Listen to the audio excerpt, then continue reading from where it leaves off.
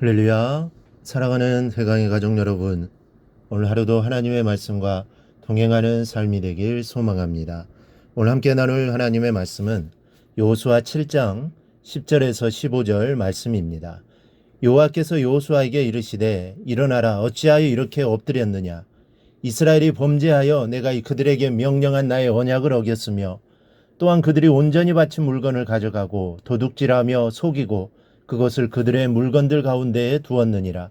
그러므로 이스라엘 자손들이 그들의 원수 앞에 능히 맞서지 못하고 그 앞에서 돌아섰나니 이는 그들도 온전히 바친 것이 됨이라. 그 온전히 바친 물건을 너희 중에서 멸하지 아니하면 내가 다시는 너희와 함께 있지 아니하리라. 너는 일어나서 백성을 거룩하게 하여 이르기를 너희는 내일을 위하여 스스로 거룩하게 하라. 이스라엘 하나님 여호와의 말씀에 이스라엘아, 너희 가운데 온전히 바친 물건이 있나니 너희가 그 온전히 바친 물건을 너희 가운데서 제해하기까지는 내 원수들 앞에 능히 맞서지 못하리라. 너희는 아침에 너희의 지파대로 가까이 나아오라. 여호와께 뽑히는 그 지파는 그 족속대로 가까이 나아올 것이요 여호와께 뽑히는 족속은 그 가족대로 가까이 나아올 것이요 여호와께 뽑히는 그 가족은 그 남자들이 가까이 나아올 것이며 온전히 바친 물건을 가진 자로 뽑힌 자를 불사르되 그와 그의 모든 소유를 그리하라.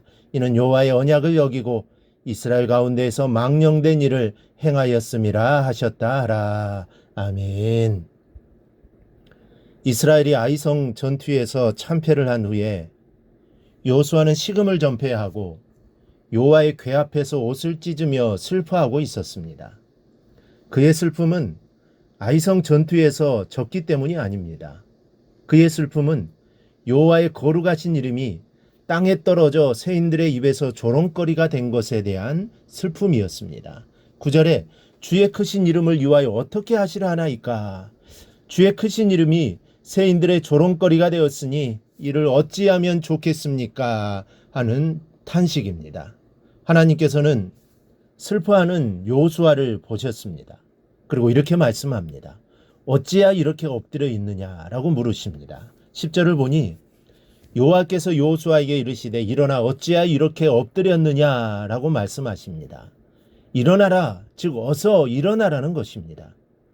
여호수아는 지금 절망의 상태에서 무엇을 해 어떻게 해야 할지 전혀 모르고 있습니다. 그래서 땅에 엎드려 옷을 찢고 슬퍼하고 있을 뿐입니다. 그렇다면 하나님께서는 왜 여호수아를 향해 일어서라고 재촉하시는 것일까요? 뭔가 급히 해야 할 일이 있기 때문입니다. 여호수아는 그것이 무엇인지 알지 못하지만 지금부터 하나님께서 해야 할 일을 가르쳐 주시려는 것입니다. 우리 사랑하는 여러분, 인생의 무거운 짐으로 주저앉아 있는 분이 있습니까? 너무 힘겨워서 일어날 힘이 없어서 쓰러지신 분이 있습니까? 오늘 여호수아를 향해 일어서라고 말씀하신 주님께서 여러분을 향해 일어서라고 말씀하시는 것을 믿습니다. 내가 가르쳐주고 이끌어주고 도와줄 테니 일어서라는 것입니다. 우리는 주님의 그 음성을 듣고 일어나면 됩니다. 일어남으로부터 하나님의 도우심이 시작되는 것입니다. 두 번째, 하나님은 전쟁에서 패한 것은 범죄 때문이라고 가르쳐 주셨습니다. 여호수아는 왜 이스라엘이 전쟁에 패했는지, 왜 여호와께서 이스라엘을 떠나셨는지를 이유를 알 수 없었습니다. 그런데 알고 보니 범죄 때문이었습니다. 11, 12절을 보니 이스라엘이 범죄하여 그러므로 이스라엘 자손들이 그들의 원수 앞에 능히 맞지 못하고 그 앞에서 돌아섰나니 라고 했습니다.